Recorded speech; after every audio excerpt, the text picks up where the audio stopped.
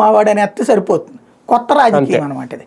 గెలిచినోడు మావాడని చెప్పుకుంటే అయిపోతుంది అన్న కోణంలో దాంట్లో నుంచి చివరికి ఆయన అందుకనే పాపం అందులో ఇదేదో వేగ్గా సోషల్ మీడియా ప్రచారం ఎలా అనుకున్నా నేను, అత్యుత్సాహంగా ఏదో ప్రచారం చేస్తున్నాను. కాసేపు అయ్యా చూస్తే తెలుగుదేశం పార్టీకి సంబంధించిన ఇద్దరు నాయకులు అదే మొక్క మాట్లాడారు. అచ్చెన్నాయుడును పల్ల జ్యోతి కూడా అది రాసుకొచ్చింది అని చెప్పేసి. చివరికి ఆ మొక్కనే పాపం ఆయన అడిగారు ఎవరో దామోదర్ నాయుడు గారు. అడిగితే ఏంటి అచ్చెన్నాయుడు గారు మా మద్దతు ఇచ్చారా, అయ్యో నాకు తెలియదే అని ఆయన కూడా సెటైర్ వేశారు అనమాట. అట్లుంటది వాటిట్లలో. బేసిక్గా ఏంటంటే ఇందులో తెలుగుదేశానికి ప్రభుత్వానికి వచ్చే నష్టమేమీ లేదు. టీచర్లు గెలవకపోవడం వల్ల ప్రభుత్వానికి ఏమీ లేదు. చక్కగా గ్రాడ్యుయేట్లో ఘన విజయం సాధించారు.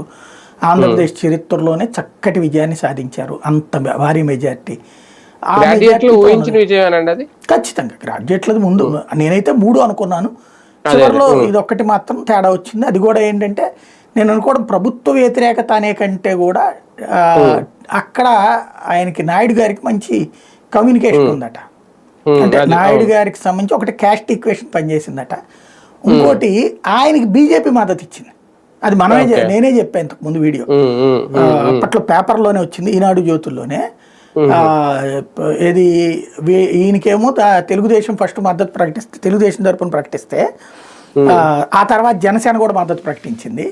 బీజేపీ మాత్రం దామోదర్ నాయుడికి మద్దతు ప్రకటించిందని రాశారు వాళ్ళే. ఎందుకంటే దానికి ఆయన ఆర్ఎస్ఎస్ నుంచి వచ్చినట్టు